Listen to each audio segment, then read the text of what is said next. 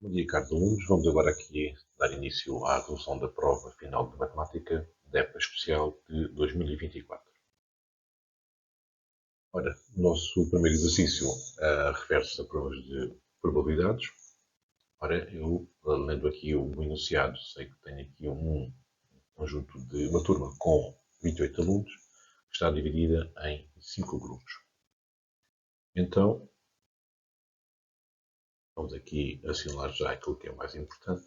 Portanto, tenho aqui 28 alunos e estão em 5 grupos. Okay? Pronto, cada um destes grupos está aqui a indicar o que é que se refere e no final tem aqui esta tabela de resumo onde estão divididos os grupos por número de raparigas e por número de rapazes.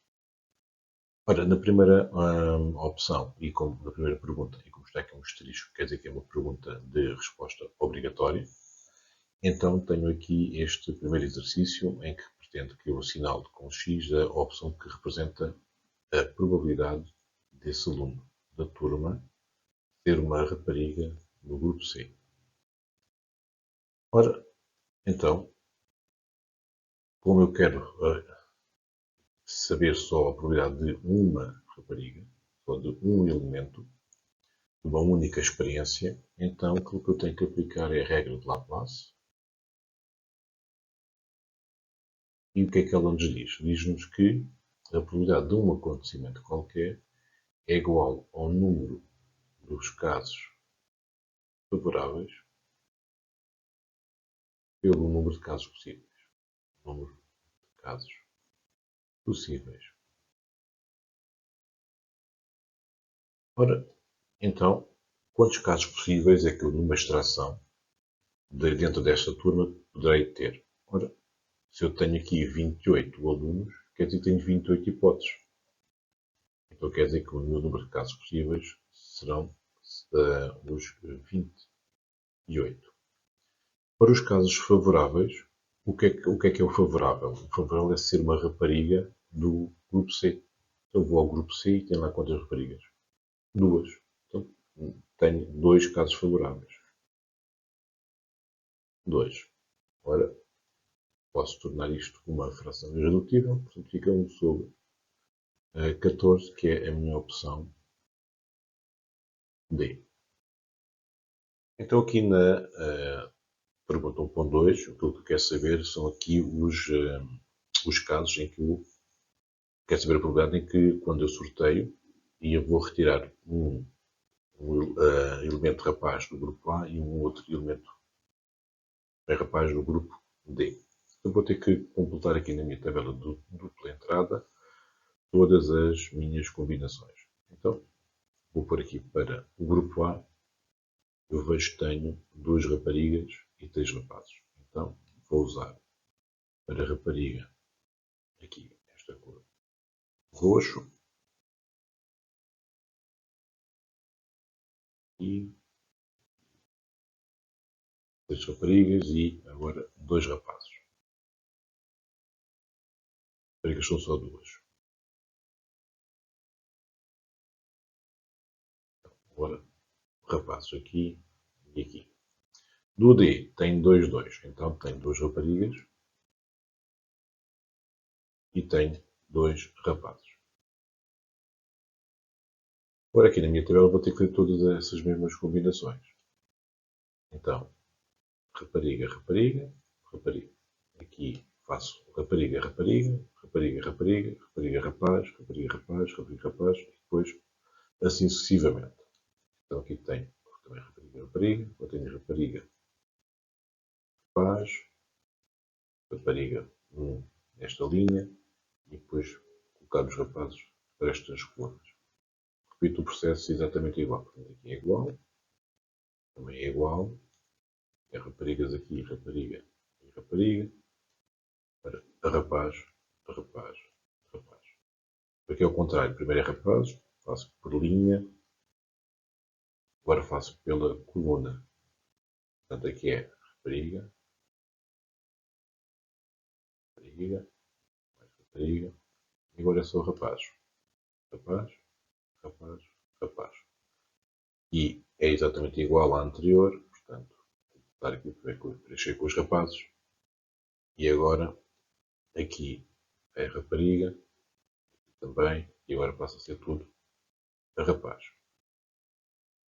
Portanto, eu tenho aqui uma tabela de dupla entrada de 5 hipóteses num conjunto e de 4 hipóteses no outro. Portanto, multiplicando, dá os 20 casos possíveis que aqui estão já todos indicados.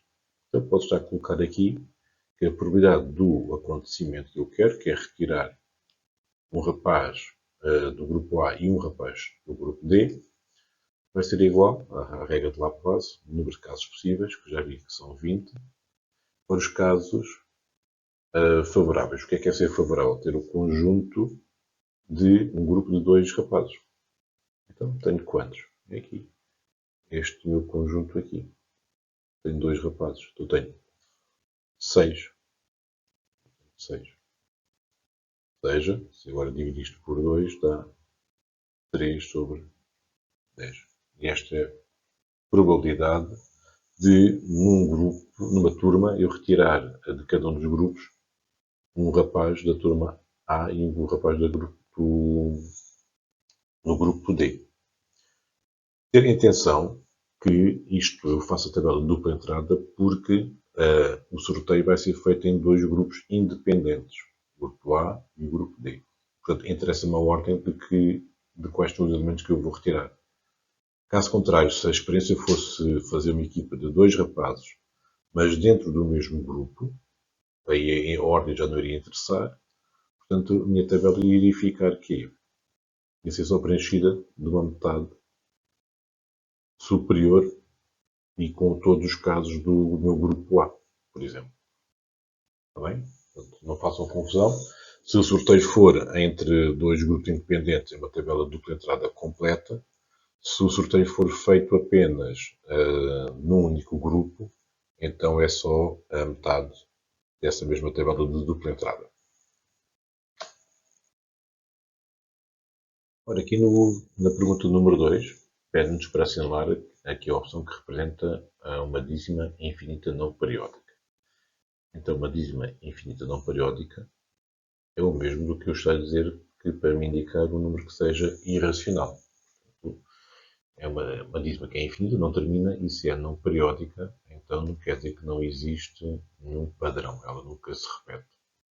Ora, o que é que eu convém saber e ter em atenção? Muitas vezes, quando nós vamos fazer estas contas na nossa máquina de calcular, os dígitos que nos aparecem no campo de visualização poderão ser todos diferentes, ou todos iguais até uma certa ordem. E aqueles que estão ocultos já podem se comportar de uma forma diferente. Portanto, convém saber a parte teórica deste tipo de situações. Ora, o que é que eu tenho que saber? Eu tenho que saber que qualquer fração de números inteiros, portanto, a D ou a B, sejam inteiros, portanto, podem ser valores positivos ou negativos, sejam números inteiros, é sempre um número racional. Sempre. Ok? Nesta aqui também, por esta simbologia, eu sei que este número é o que está dentro dos meus parênteses, é o valor que se vai repetir, exatamente nesta mesma sequência, 75, 75, 75. Então ela é periódica, está-se a repetir.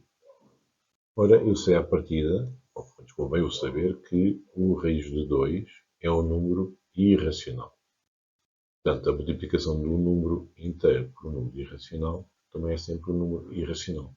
Então, esta é a minha opção correta. A seguir, temos aqui, reparem também que tenho aqui o meu ponto no asterisco, então indica que é uma pergunta de caráter de resposta obrigatória. Tenho aqui nesta seguinte que, também para agora indicar qual é que é o intervalo que pertence ao 4π. Então, o 4π, eu vou ver na máquina, faço a conta, e vejo o seguinte. Se eu tenho aqui o meu número de casas decimais, são 2, sempre, não é? Então eu vou fazer uma aproximação do meu número em causa com mais uma casa decimal do que me está aqui indicado em cada dos intervalos. Pronto, se aqui são 2 casas decimais, eu vou fazer uma aproximação do 4π com 3 casas decimais. Ora, então, o valor é 12,566. 566.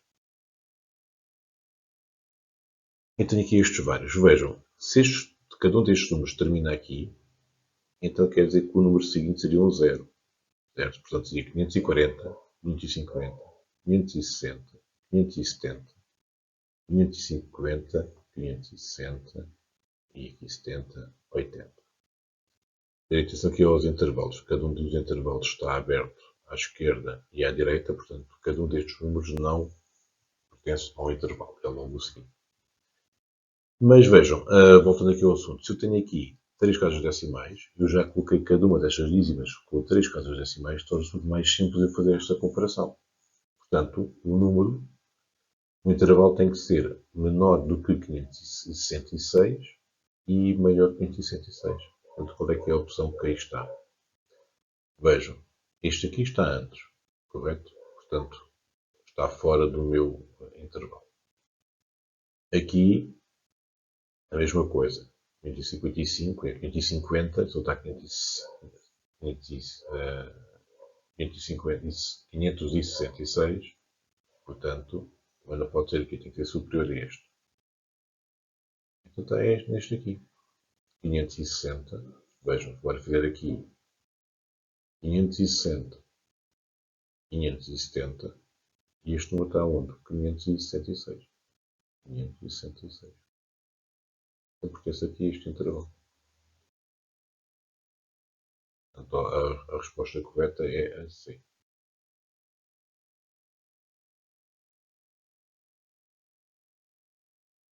Ora, para a pergunta 4, tenho aqui umas figuras para ver qual é que é a sequência. Uma sequência que é constituída por círculos e quadrados. Estes diversos círculos que depois formam aqui quadrados. O que é que eu sei de informação que me estão a dar? O primeiro é composto por 12 círculos e 5 quadrados, e depois cada um em relação para a parte dos círculos aumenta 4 e 2 quadrados. Portanto, eu sei que aqui para os círculos, para o círculo é sempre mais 4 e para os quadrados é sempre mais 2. Ora, então vou aqui. E depois o que é que pede? Pede para, estava a dizer que eu sei que vai existir uma determinada sequência que tem 644 círculos e para este termo, quer saber quantos quadrados é que ele vai ter. Então, primeiro vou ter que fazer o quê? Vou ter que calcular qual é que é a ordem para a sequência dos círculos em que existem 644 e depois para essa ordem eu vou calcular então quantos quadrados é que tem. Então vou construir duas sequências, uma para os quadrados, uma para os círculos. Então, a sequência para os círculos, que vou chamar C de n, C de círculo n, que é a variável em n. Se eu sei que ela está a variar sempre de 4 em 4, em termos de círculos, é sempre de 4 em 4, então sei que vai ser 4n. E agora o que é que eu vou fazer? Vou fazer o chamado acerto, em que eu vou comparar o valor da sua regularidade com o quê? Com o número de círculos existentes na primeira figura. Então eu tenho quantas? 1, 2, 3, 4, 5, 6, e 6, 12. Ora, então se eu tenho 4, para 12, faltam o quê? Faltam mais 8. Então será mais 8. Para n maior ou igual a 1. Agora vou construir uma outra sequência para os quadrados, seguindo a mesma lógica. Se eu sei que para os quadrados está sempre a ser mais 2, aqui mais 2, vou acrescentar aqui já mais 4, então a sua regularidade é 2n. Agora faço outra vez o mesmo acerto. Sei que para a primeira a regularidade é 2 e eu tenho quantos quadrados na primeira? Tenho 1, 2, 3, 4, 5. Eu tenho adicionar 3. Então fica n maior ou igual também a 1. A 1. Ora, então o que é que eu tenho que fazer agora? Agora tenho que usar esta informação. E sei que existe um termo que tem 644 círculos, então vou ter que usar este aqui. Então, passando daqui, sei que 4n mais 8 tem que ser igual a 644. Ora, isto é uma equação. Portanto, é uma equação de resolver em ordem n. Portanto, feito para mais rápido, fica 644 menos 8 a dividir por 4. Obviamente, quando depois fazem esta conta, o valor que vocês vão ter da ordem tem que ser um número natural. Daí temos ali o n maior ou igual a 1. 644 menos 8 a dividir por 4 dá 159. Então quer dizer que na figura número 159, se eu a construísse, eu teria os 644 círculos e agora queria saber, ia contar então, seguindo a mesma sequência, quantos quadrados é que eu poderia formar. Então agora, calcular então a ordem, que é n igual a 159, o que é que eu vou fazer? Vou calcular na minha sequência que é dos quadrados, então Q de 159 vai ser igual a quê? Vai ser igual a 2 vezes 150. 159. Espera aqui isto. 59. Mais 3. E feitas as contas, dá 321. 321. 321. Ora, então o que é que concluo? Concluo que na posição de 159, no número de ordem 159, eu vou ter 321 quadrados.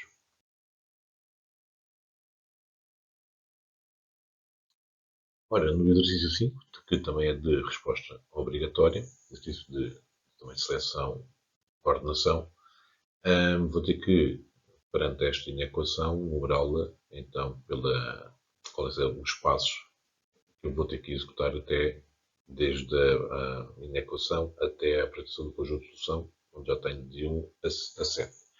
Então, o primeiro passo que eu vou ter que fazer será numerar aqui a minha inequação, cada um dos passos. Portanto, aqui será o 2, 3, o 4, o 5 e o 6. Ora, aquilo que eu aconselho é que façam mesmo a resolução da inequação numa folha de rascunho e depois façam quais são os passos que estão a ser iguais. Então, primeiro de tudo, vamos aqui passar então a nossa inequação. X menos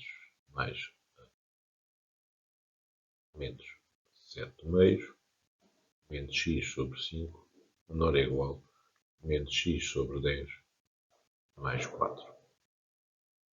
Então, o primeiro que temos que fazer será sempre aqui a nossa distributiva. Portanto, fica menos 2x, menos com menos dá mais. Portanto, agora aqui, estou a multiplicar, pode cortar este com este aqui e fica 7 menos x sobre 5 menor ou igual a menos x sobre 10 mais 4. Passo seguinte, posso de diferentes formas, mas aqui, olhando para a resolução, eu tenho como a organização da minha equação, ou seja, colocar os termos com incógnita no primeiro membro e sem incógnita no segundo membro. Então, isso vamos fazer. Menos 2x menos x sobre 5, depois mais x sobre 10, troca de membro, inverte a operação, portanto, passa de menos para mais, e, continuando, fica menor ou igual a 4, já não necessito colocar o mais, e, mais uma vez, está 7 positivo, passa para o segundo membro, está positivo, passa a negativo, ou seja, está a somar, passa a subtrair. Menos 7. Agora sim, vou passar a reduzir tudo ao mesmo denominador. Então aqui fica menos 20x menos 2x mais x menor ou igual a 40 menos 70. Bem, portanto, será aqui tudo aqui, o mínimo múltiplo será o 10. E para o que não tem nada, tem que multiplicar tudo por 10. E também poderia fazer aqui, em relação que este segundo membro, fazer logo aqui o menos 3 e multiplicava por 10, dava menos 30, que é que nós vamos obter aqui deste lado. Mas não há uma única resolução comum a todos, porque cada um poderá, desde que respeite as operações, fazer de forma diferente. Então aqui vai ficar menos 22 mais 1 fica menos 21, menor ou igual a menos 30, 21x, menos 30, com a minha incógnita está com sinal negativo, vou ter que inverter todos os sinais, portanto, ao mesmo multiplicar tudo por menos 1, fica 21x maior ou igual a 30. Então, depois sim, posso isolar o meu termo com incógnita, fica x maior ou igual a 30 sobre 21, e que é finalmente x maior ou igual a, dividido tudo por 3, 10 cêntimos. Então agora vamos aqui olhar para os nossos passos. Então, o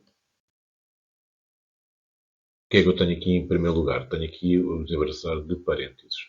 Então, desembaraçar de parênteses, tenho onde é que eles estão feitos? Estão aqui. Vejam que o passo é exatamente igual. Então, o seguinte é o 4. A seguir, o que é que eu fiz?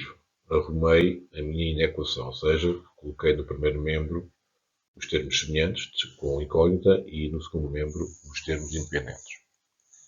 Então, onde é que isso está feito? Está aqui nesta. Está aqui nesta aqui. Termos com incógnita, termos sem incógnita. O que aqui está neste aqui. Então, passo 2. Depois, o que fiz? Reduzi o mesmo denominador. Então, quando está a redução do mesmo denominador, estamos aqui, né, e reduzir o mesmo denominador e os termos semelhantes. Portanto, está aqui o menos 21 sobre 10 não é igual a 3. Pronto. Esta parte aqui, feita de maneira diferente, mas é o que aqui está.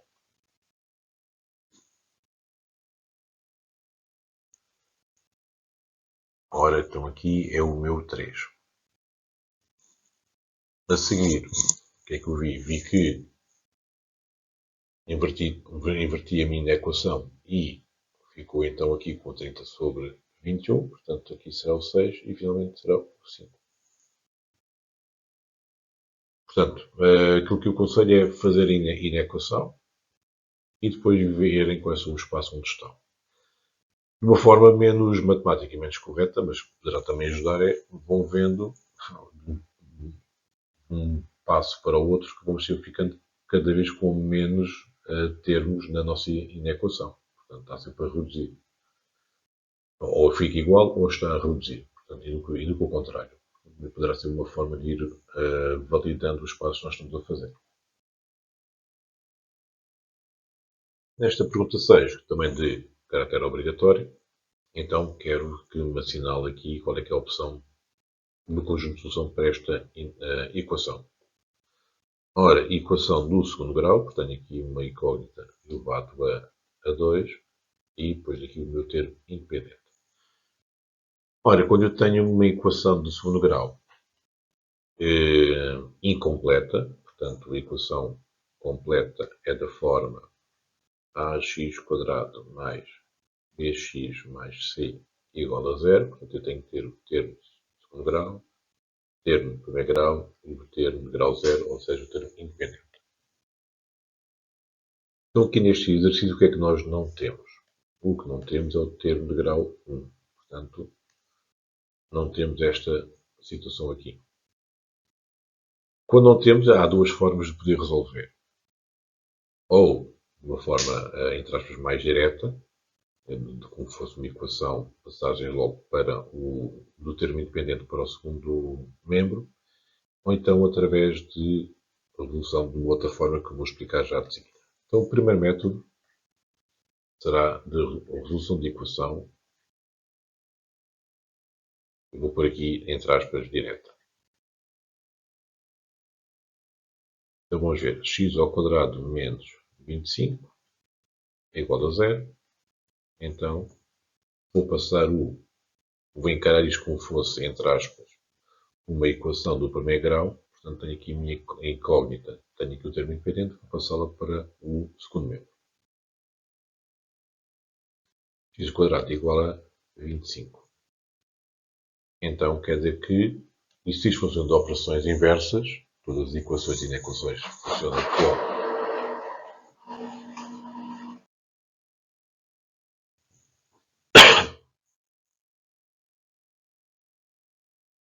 Ora, então, como isto funciona com as operações inversas, a operação inversa da potência é a sua raiz, neste caso quadrada. Então, como o expoente é par, eu vou ter que fazer x igual a mais ou menos a raiz de 25, que é x igual a mais ou menos 5, que é a raiz quadrada de 25, equivalente a. Agora eu tenho duas soluções, porque quando leio aquele sinal é mais ou menos. Então quer dizer que é x igual a menos 5 ou x igual a 5. Um conjunto de solução, ou os dois valores, menos 5 e 5.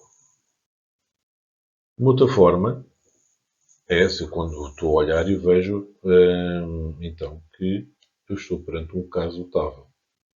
Que é qual? Que é a diferença de quadrados. Então é isso que eu vou colocar aqui. Outra forma. Caso notável.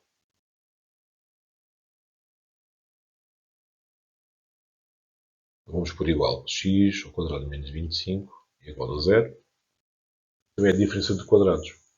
Então quer dizer que tenho aqui isto ao quadrado e também vou colocar este 25 sob a forma de uma potência de grau 2. Portanto, x5 ao quadrado igual a 0. Então isto não é mais nem menos do que o x menos 5 vezes o x mais 5 igual a 0.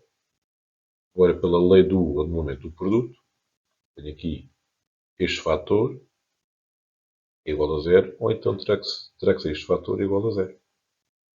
É este que eu vou aqui escrever, embora tenha pouco espaço. Então fica x menos 5 igual a 0, ou x mais 5 igual a 0. Então, a equação do primeiro grau, x igual a 5 ou x igual a menos 5. Obviamente que teria que ser as mesmas soluções. Portanto, podemos resolver através de entre aspas, de uma forma direta, é mais rápido, digo eu, ou posso também resolver sempre pelo caso notável, caso até assim nos peçam no nosso enunciado. E assim, tem as duas resoluções, podem optar por uma ou por outra forma. Ora, na pergunta número 7, que, como não tem aqui o sinal, não é de caráter obrigatório, portanto eu posso optar de entre 6 para ir consideradas as 4 melhores perguntas. O que é que eu tenho aqui? Tenho um pacto ecológico europeu que pretende reduzir em pelo menos 55% de gases emitidos em 2030 em comparação com 1990. Está-me aqui a indicar qual é que é, então, a quantidade de milhões de toneladas em 1990 e eu quero saber, então, quanto é que eu vou obter quanto é que vai ser em 2030 com esta redução de 55%. E o valor que eu vou atingir, quero apresentá-lo em notação científica. Ora, então, eu sei que em 1990 eu tinha 4.900 milhões. Ok? E o que é que eu quero fazer? Quero reduzir enquanto em 55%. Ou seja, se eu tiver aqui, isto aqui for tipo os 100%, se eu tenho aqui em 1990, isto aqui são os 4.900 milhões, então eu quero reduzir em 55, quero reduzir 55, então eu vou ficar com quanto? Eu vou ficar com 45%. É o que resta. Portanto, se eu calcular logo o 45% de 4.900, eu vou obter o valor para 2030. Então é isso que eu vou fazer. Então, 4.900 vezes 45% é igual a 2.205. Mas, ok? Este é o valor. Agora, qual é que é a unidade de que eu estou a trabalhar? Estou a trabalhar com milhões de toneladas. Então, isto é 2.205 milhões de toneladas, tal e qual como está no enunciado.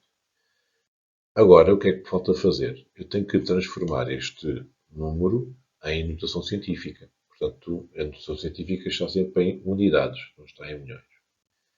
Ora, eu ter em milhões é o mesmo do que estar a falar de 10 elevado a 6.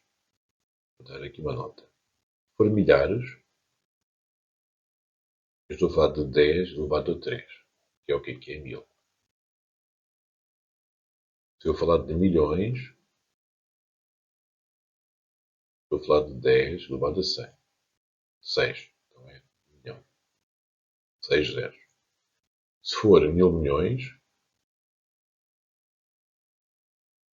então será 10 elevado a 9. Portanto, terei 1 seguido de 9 zeros. E assim sucessivamente. Então quer dizer que, voltando ao nosso exercício, eu tenho 2.205 milhões, então isto é igual a ter 2.205 vezes 10 elevado a 6. Agora, com a notação científica, fica só com uma casa decimal, que tem que estar entre 1, fica só com uma casa nas unidades. Tem que estar sempre entre 1 e 9.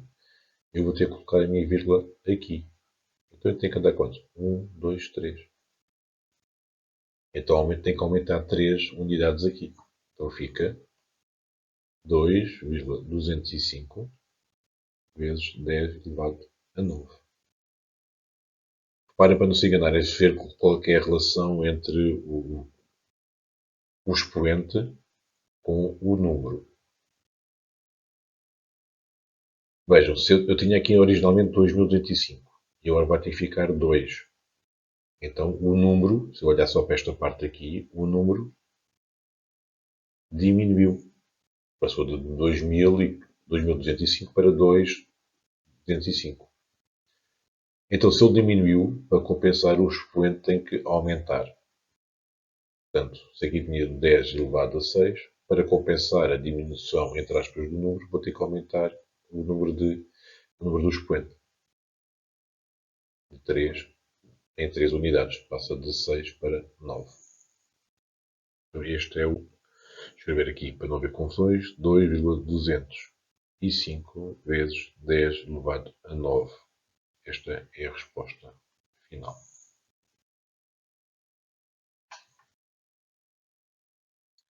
Ora, neste próximo exercício, também de caráter resposta opcional, portanto, entre os tais 6 que existem desta forma, tem que responder a 4. Então, é um problema de cálculo de volumes.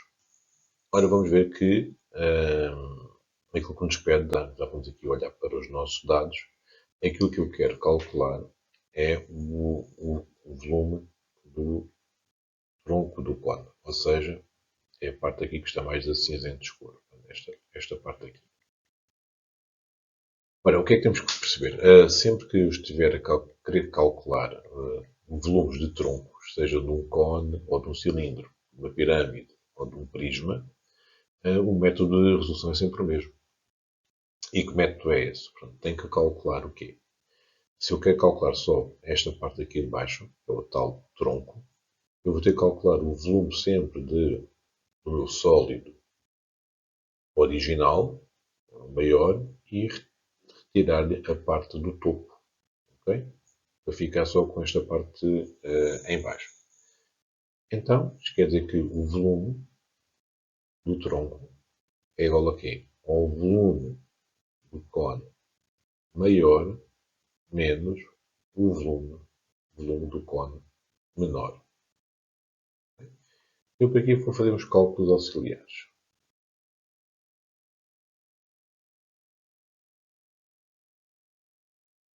Então vou calcular então o volume do cone maior.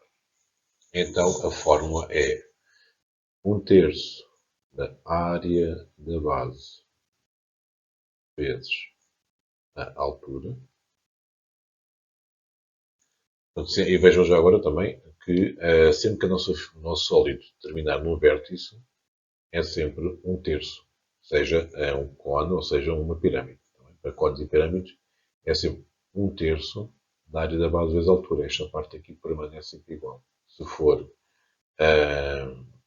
um cilindro ou um prisma, é só a área da base vezes a altura. Se terminar em vértice, portanto, um cone ou uma pirâmide, é essa parte, mas dividido por 3. Ora, voltando ao exercício. Então tenho aqui que 1/3. Ora, a área da base, a base de um cone é um círculo, portanto, a base é a área de um círculo. Portanto, fica π r ao quadrado vezes a altura, ou com h. Agora passar para os valores. 1/3 de π vezes r. Portanto, o valor que eu tenho aqui é 0,8, fica 0,4 ao quadrado, porque é metade, vezes a altura, que é 2,4. Agora vejam o seguinte, que agora tenho que tomar atenção com o número de casas decimais que eu quero trabalhar. O que é que diz aqui? Quero que eu apresente o resultado em metros cúbicos arredondados às décimas, mas os cálculos intermédios, 3 casas decimais. Então isto aqui, como é um caso de um cálculo intermédio, então vou ter que ficar com 3 casas decimais. Então vou fazer a conta.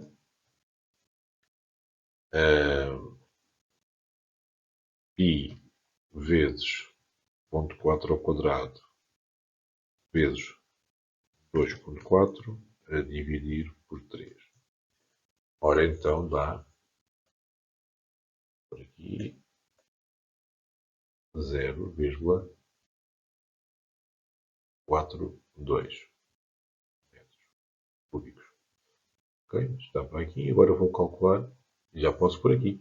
Portanto, 0,402. E atenção, este sinal que aqui está já não está o correto, porque eu já estou a usar aqui. Como já estou a usar arredondamentos, não posso usar aqui o igual. Portanto, vou alterar isto aqui para aproximadamente igual.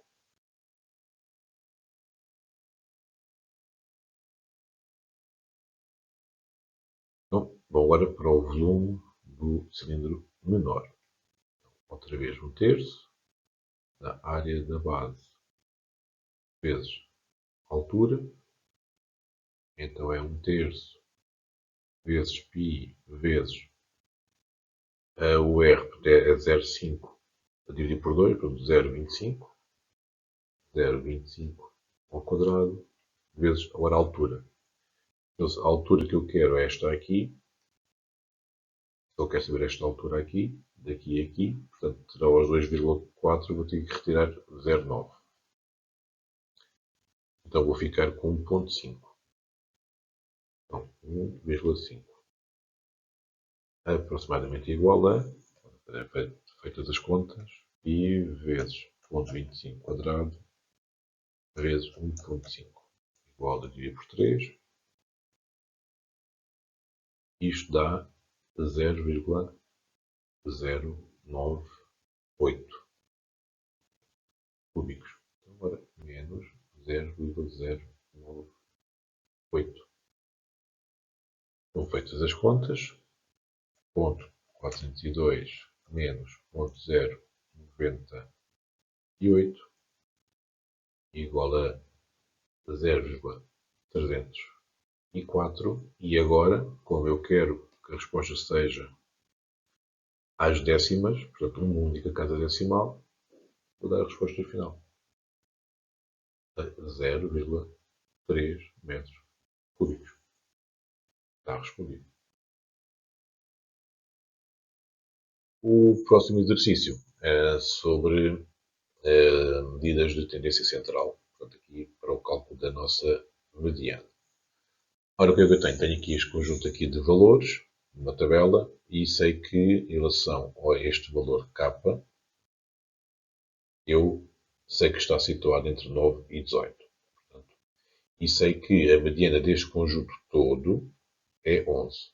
E aquilo que eu quero saber é, então, qual é que é o valor que tem que ser K para que o valor da mediana deste conjunto de dados seja igual a 11. Então, o que é a mediana? A mediana é o valor que ocupa a posição central. Então, a primeira fase que nós temos que fazer será sempre ordenar todos os nossos dados. Então, vamos ordenar. Primeira fase será ordenar. Então, o mais pequeno é o 7. Depois tenho o 8 uma vez. Tenho o 9 duas vezes. E convém ir arriscando para... Tenho aqui o 7. Tenho aqui o 8. Tenho aqui o 9 duas vezes. E agora sei que vou ter o K, porquê? Porque eu sei que o K está logo a seguir ao 9. Portanto, está aqui o K e K. Vou ter que pôr os dois. K, K, corto. Para não haver aqui enganos. Depois, 2 18. 18 e 18. Então, está feita a minha ordenação. Agora vou ver quantos dados é que eu tenho. Tenho 1, 2, 3, 4, 5, 6, 7, 8. Então tenho um número par. Okay? Tenho n igual a 8. Sei que é par. Se é par, então, isto quer dizer que a mediana é o valor, é a média aritmética dos dois valores que estão ao centro. Portanto, aquilo que eu posso fazer sempre é que se eu tenho 8, para saber qual é que é a posição, é o n, é o 8 dividido por 2, dá 4. Então é a quarta posição e depois é logo a seguinte. Então esta é a primeira, a segunda, a terceira, a quarta. Esta é a quarta posição, esta é a quinta. Então a mediana, quando é nestas situações, é que é o meu x4 mais o x5 sobre 2. Ora, então é o 9 mais k sobre 2. E eu sei que isto é o quê? Isto é a minha mediana. E quanto é que ela vale? Sei que ela vale 11. Então o que é que eu faço? 9 mais k sobre 2. Eu sei que isto é igual a 11. Isto agora é a minha equação. Portanto, eu resolver a ordem a k. Fica, este passa lá para a frente, portanto, a multiplicar, fica 11 vezes 2 e o 9 está a somar, passa a subtrair. Menos 9. O k é igual a 22 menos 9, que é igual a 13. Quer dizer que a minha opção é a D. Esta aqui.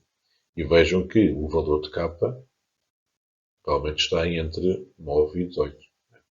Caso não tivesse, seria de desconfiar, estava mal, teria que retificar e verificar a minha resolução novamente.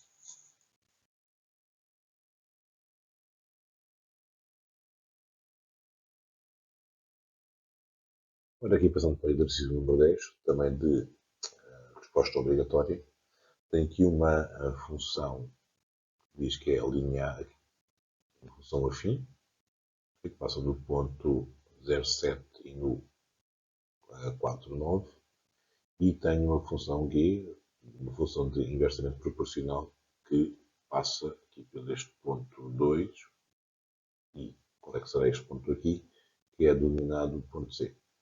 E com isto eu quero então, com esta informação, eu quero saber então qual é que é a expressão algébrica da minha função g. Ora, então, vou lá aqui escrever aqui as informações que nós sabemos. Eu sei que a minha função f é uma função afim, então é do tipo ax mais b.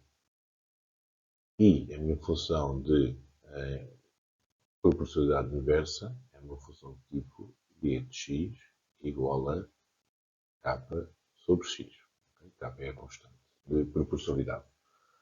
Então, agora, o que é que eu sei? Sei que, vou agora aqui tratar daqui primeiro desta função, eu vou aqui tentar descobri-la, vou tentar descobrir qual é que é a expressão algébrica desta função, e para isso vou usar então os pontos.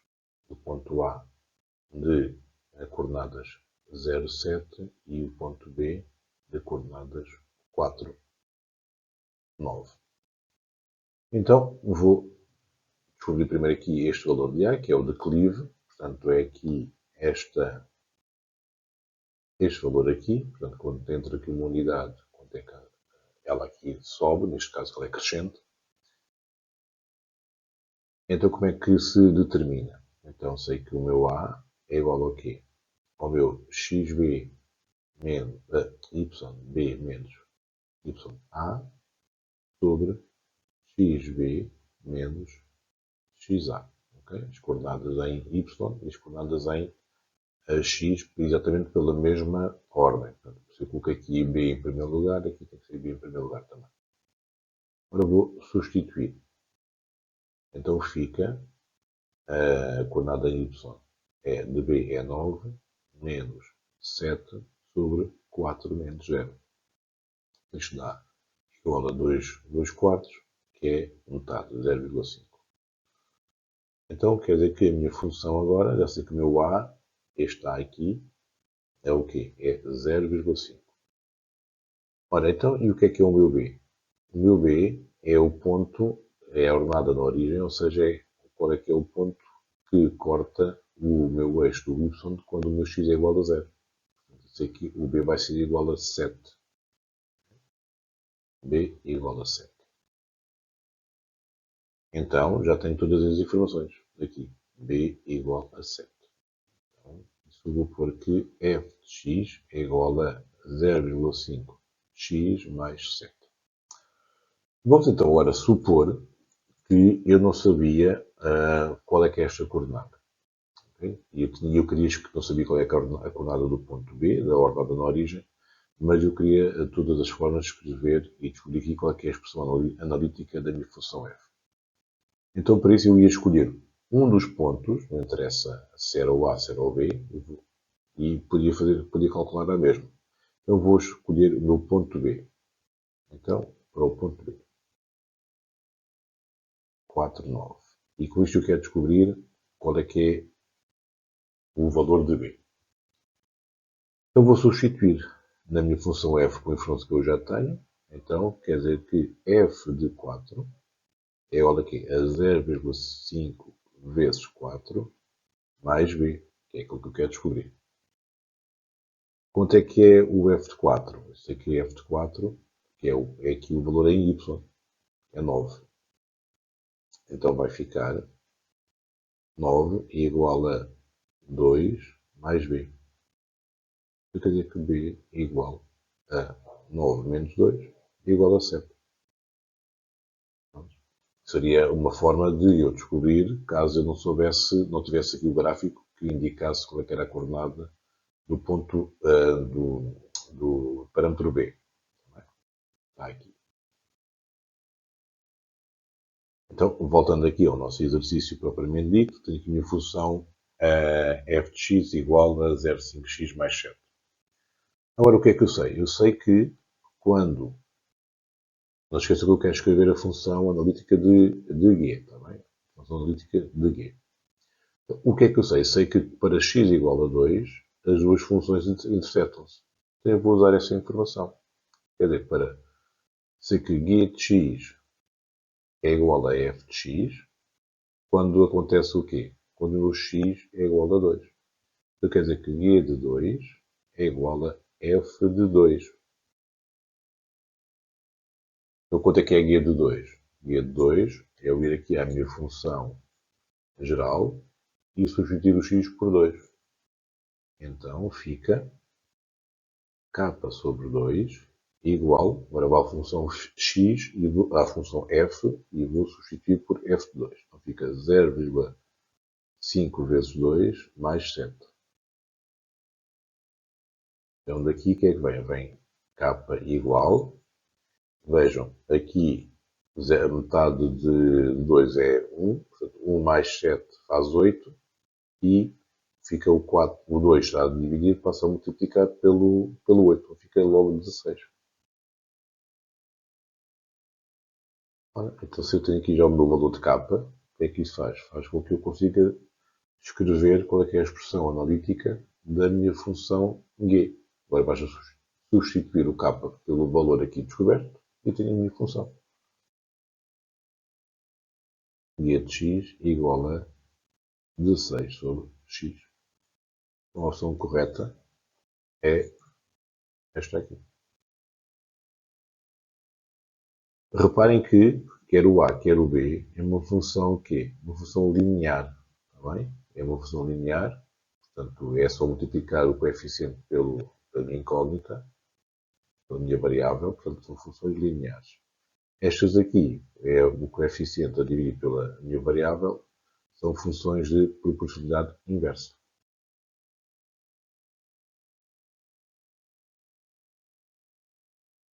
Ora, no exercício 11, temos aqui uma situação de lugares geométricos e recordar que os lugares geométricos são um conjunto de pontos que têm uma determinada característica comum entre esses próprios pontos. Então, o que é que eu tenho para aqui? Tenho que, nesta figura 5, o ponto C representa a Câmara Municipal, o H o Hospital e o J o Jardim Municipal. O que é que eu quero construir? Quero instalar os postos públicos para carregamento de carros elétricos em 2 locais. E tem que obedecer a que instruções. Tem que estar sempre a uma distância de 500 metros. E tem que estar exatamente à mesma distância de 2 pontos. Neste caso é a Câmara Municipal e o Hospital. Ora, estão aqui a dizer também que a figura está representada em que esta circunferência tem raio 500 metros. E tem que o ponto 1, tem o ponto 2 aqui situados, e são os pontos que serão os pontos de localização dos tais postos de carregamento. O que está aqui em causa é eu conseguir dar uma explicação de qual o motivo pelo qual o ponto 1 e o ponto 2 não cumprem as condições que estão aqui definidas, estas aqui. Então vamos olhar. O que é desta instrução? Tem que estar exatamente a 500 metros. Então o conjunto de pontos está exatamente a uma determinada distância do ponto fixo, é uma circunferência. Ora, então o ponto 2 está a 500 metros daqui, então cumpre, mas o ponto P1 é inferior a 500 metros. Então é essa a indicação. O ponto 1, ponto P1, não cumpre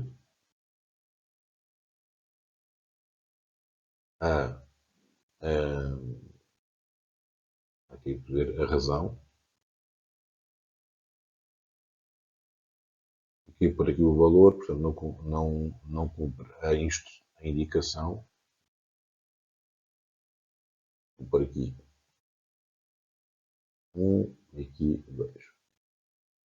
Então não cumpre a indicação 1. Para o ponto 2, o que é que eu tenho? O ponto 2 teria que estar igual, o ponto 2 teria que estar igual à distância de H e C. O que é que isto é? Então isto é a mediatriz, é o conjunto de pontos que está igual à distância de 2 pontos fixos. Então o que eu posso verificar que o ponto 2 está a uma distância mais próxima de C do que de H. Então, esta é a razão pela qual o ponto 2 não cumpre esta segunda restrição, esta segunda indicação. O ponto P2 não cumpre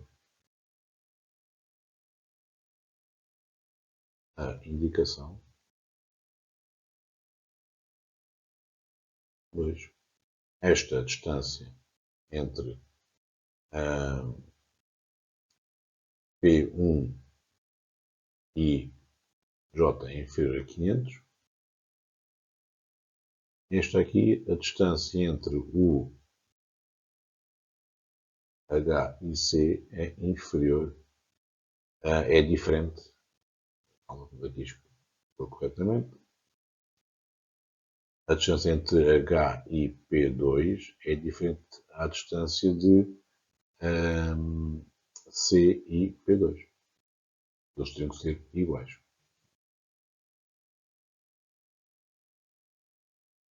Exercício 12. Estamos perante um programa de semelhança de figuras, neste caso em concreto semelhança de triângulos.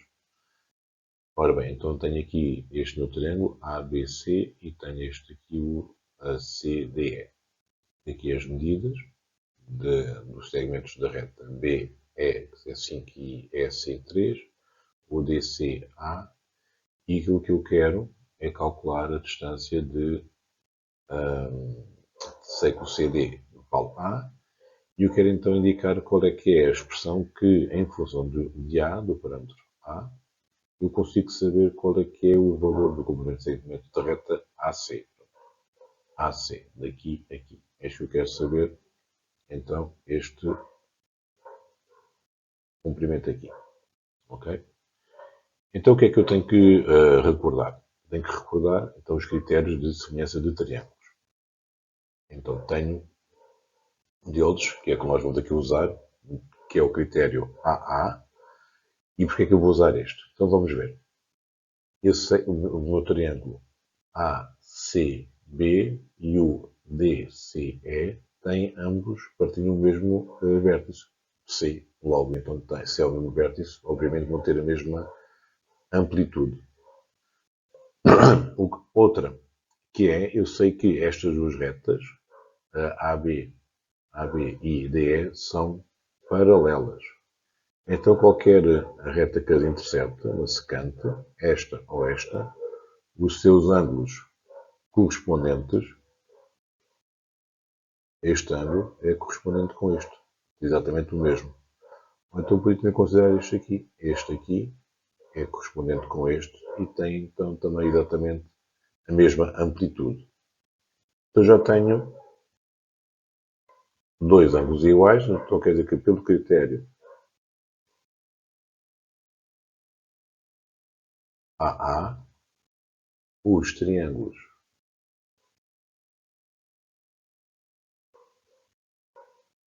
ABC e DEC são semelhantes. Ora, se são semelhantes, então quer dizer que existe uma razão de semelhança, não é? Portanto, quer dizer que o R é igual a A sobre B. Também isto A e sobre B é um valor qualquer, não tem a ver com este A que aqui estamos a usar. Então quer dizer que existe são proporcionais. Ora, são proporcionais, então quer dizer que eu posso aplicar a regra fundamental das proporções, ou seja, regra 3 simples. Então o que é que eu vou ter que fazer? Vejam, eu quero saber como é que eu vou conseguir calcular o AC. Então eu vou pôr esse em primeiro lugar.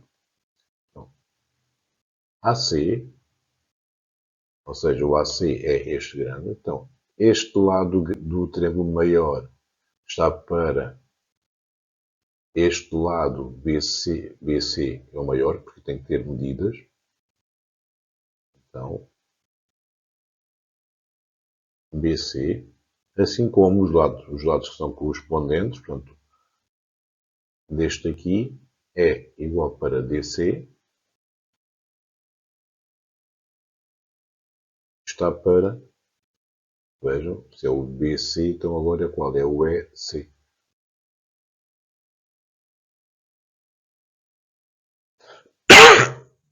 Pois, se agora quero saber então quanto é que é o AC, então vou resolver esta equação em ordem AC. Então fica AC é igual aqui a BC vezes DC sobre EC. Agora vamos substituir. AC igual. Onde é que é o BC? O BC é 5 mais 3, é 8. Vezes o DC. DC é A. E o SC é 3. Então, finalmente vem que AC é igual a 8 terços de A. Ora, então, 8 terços de A é a resposta B.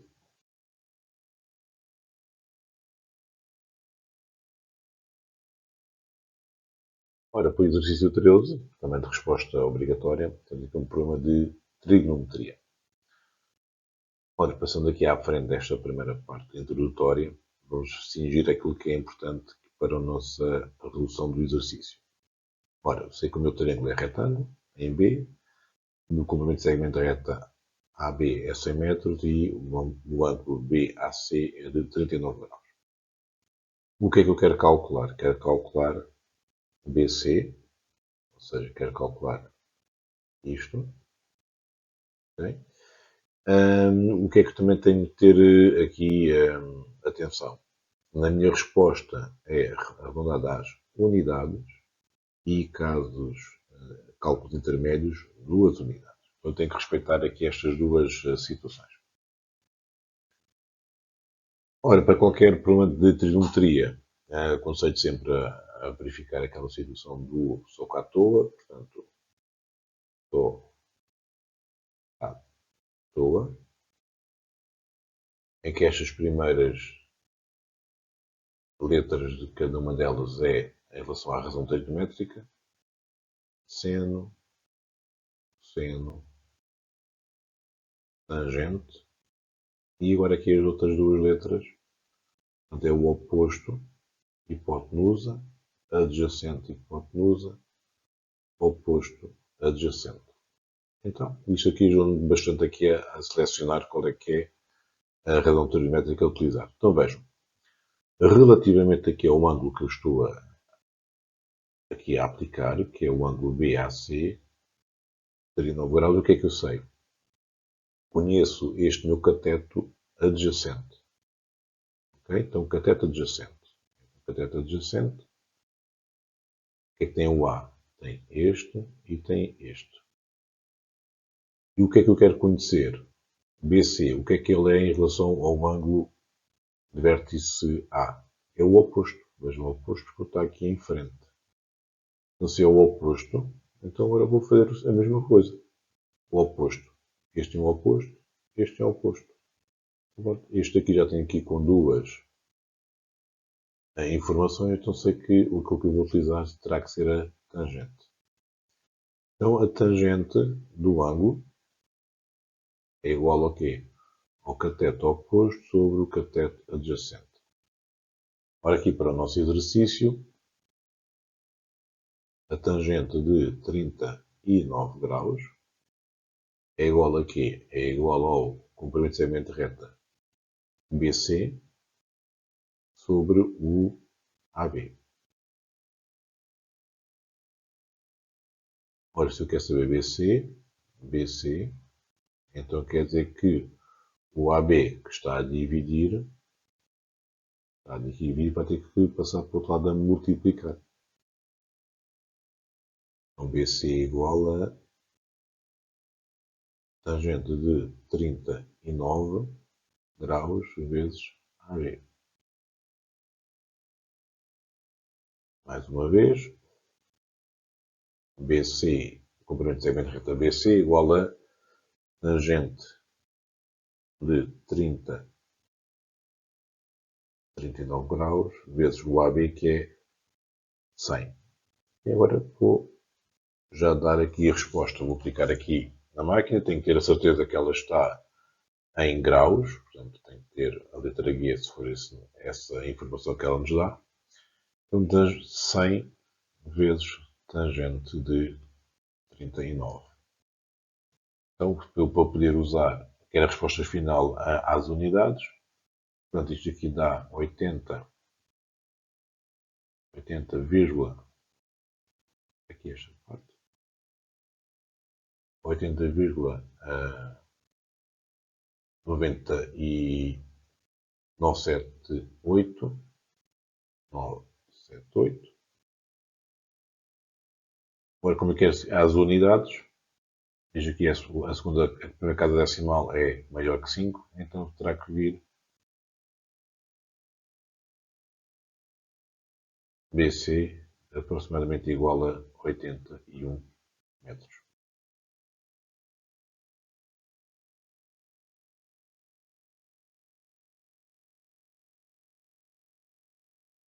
No exercício 14, temos aqui um problema com circunferências, ângulos em circunferências, e eu quero calcular a amplitude do ângulo CAB. Portanto, eu quero calcular aqui esta amplitude deste ângulo aqui. Ora, que informações é que eu tenho? Olha, eu sei que tenho aqui um triângulo retângulo, ABC retângulo, um dos lados mede 10. Sei que este arco CD é 1,120 m. Sei que de O a C é 20, é 10, e de O a A, uma vez que isto é o raio, então aqui também vai ser 10. Portanto, ao todo vai medir 20. O que é que eu sei também aqui, uma informação bastante importante, que é as cordas, estas cordas, AB e CD, elas são paralelas e iguais. Então eu sei que são paralelas e iguais, então os arcos também têm que ser iguais. Então é isso que nós vamos colocar como informação. Se AB e CD são paralelos e iguais, então quer dizer que os arcos AB e CD são iguais. Ok? Então que medem igual a 120 graus. Sei também que o segmento da reta AC é um diâmetro. Logo, então a amplitude AC do arco AC é igual a 180 graus. Então vou aqui apontar para vermos aqui visualmente. Este é 120 graus e este aqui é 180 graus. Então agora quer saber, quer dizer que este aqui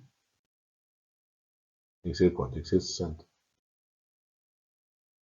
Então vamos colocar. Sei que o AC é igual a quê? É igual a AB mais BC. Quer dizer que o BC é igual a AC menos o arco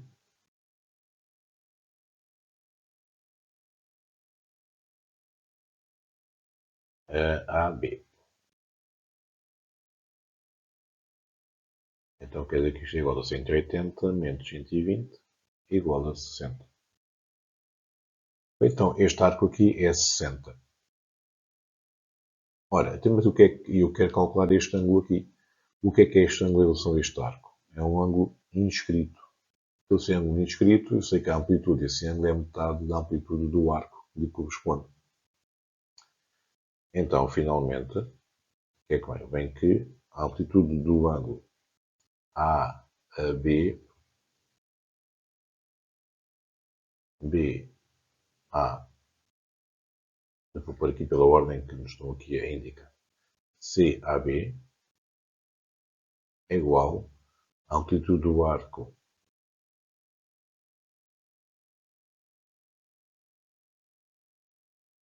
aqui BC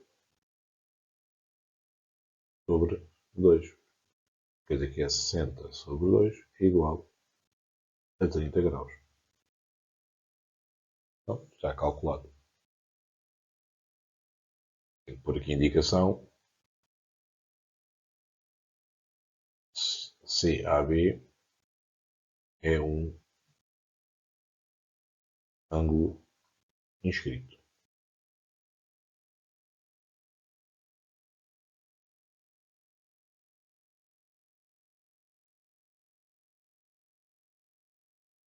Na pergunta 14.2, pede-nos para calcular o comprimento de segmento AB através do teorema de Pitágoras.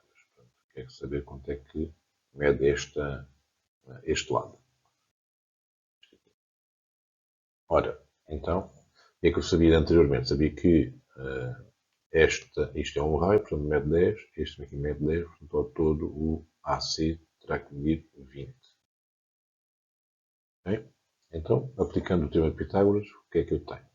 Porque ele é retângulo, portanto posso aplicar a hipotenusa ao quadrado, o AC é igual a quê? Ou soma do quadrado dos catetos. Então, AB ao quadrado mais BC ao quadrado.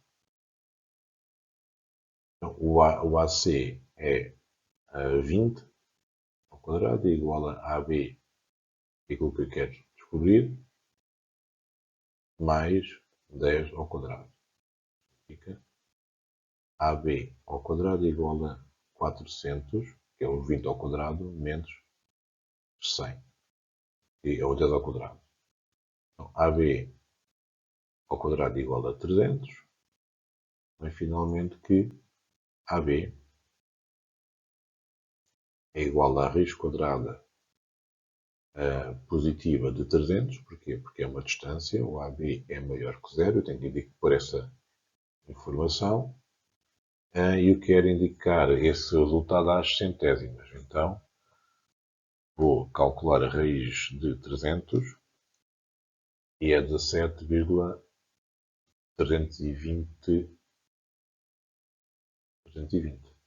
Então, AC aproximadamente igual a 17,32. Tem que unidade, portanto, pode ser unidade arbitrária.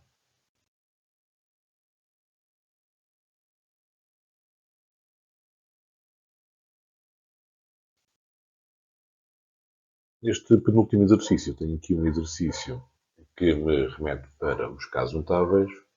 Porquê? Porque eu tenho aqui este meu quadrado, de lado x menos 2, e tenho depois este quadrado mais pequeno de lado 10. Eu quero saber então qual é que é a opção correta que me determina a área desta figura, a cinzento. Então, como é que eu consigo fazer? Então, sei que a área de cinzento há de ser o quê? A área do quadrado, a área de quê? De A, B, C, D, menos a área de E, F, G, H. Quanto é que é a área do quadrado cinzento? Então é x menos 2 ao quadrado e a área do o quadrado branco é 10 ao quadrado. Aqui é um caso notável, o x menos 2 é um caso notável, portanto ficará x ao quadrado menos o dobro do primeiro pelo segundo, 4x, mais o quadrado do segundo, menos 100. Então fica x ao quadrado menos 4x menos 96. Pronto, e está feito. Opção A.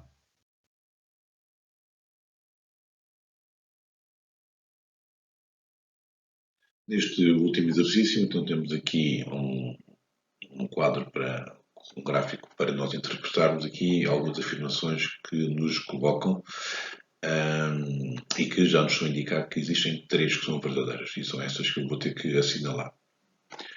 Então aquilo que eu se aconselho aqui, pois cada um poderá seguir a sua forma, será para cada uma das afirmações ir depois à procura das informações que me permitem responder a essa mesma afirmação. Então aqui diz para a primeira que a Áustria registrou o dobro das emissões de gases relativamente às emitidas pela Eslováquia. Então, aqui para A, coisas muito simples. A, botam as emissões da Eslováquia, que são 39.921 vezes 2 e, feitas as contas, vai dar 79.842. Então, esta é verdadeira. Era um X, vou ter por um X. Para a B, diz que a Áustria registrou 30% das emissões relativamente à Polónia. Então, na Polónia, o que é a Polónia? Portanto, tenho aqui este aqui. Eu vou fazer os 30% deste valor. Então, 390.745 vezes 30%. E vou fazer agora a conta. 390.745 vezes 0,3 dá 117.223,5. Ora, e a Áustria quanto é que tem? Tem 79. Então, esta não é. Então, esta fica em branco. B. Agora, a C. A C diz que a Alemanha emitiu menos de 20% do que o da totalidade da União Europeia. Então, vamos ver quanto é que foi da Alemanha. A Alemanha foi 809.799 sobre o total 4.105.462. Eu vou ver quanto valor é que isto dá. 809.799 a dividir por 4.105.462. Então dá 19,9 aproximadamente. Dá 19,9%. Ora, cumpre com aquela informação que aqui estava, que era menos de 20%. Então esta também é verdadeira. Estamos aqui a assinalar. Para a D, diz-nos que a Polónia, Eslováquia, Portugal, Espanha e Portugal emitiram menos quantidade do que a Alemanha. Então é fazer a conta. Ora, então Portugal, Polónia mais Eslováquia, mais Espanha, mais Portugal. Portanto, basta-me tirar ali então a Áustria. Então 4.105.462 menos a Áustria, que é 79.842, e a Alemanha, menos 809.799. Este valor dá-me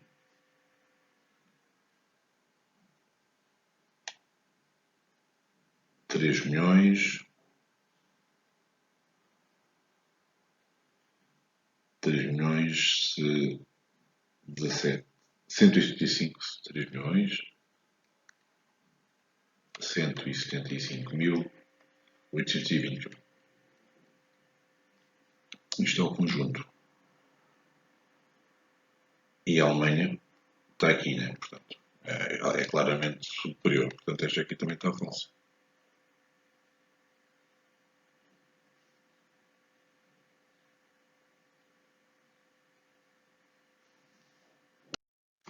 Feitas as contas, dá 808.665. Ora, que é inferior aos 809 que tem aqui da Alemanha. Portanto, esta também é verdadeira. Então sei que tinha 3, mas vamos aqui conferir realmente que também está falsa. Diz que a Alemanha emitiu 15 vezes mais do que Portugal. Então, para o E, o de Portugal é 63.470 vezes 5. Então, 63.470 vezes 5 dá 317.350. Então, claramente está inferior ao valor de 809. Né? Portanto, esta aqui também será falsa.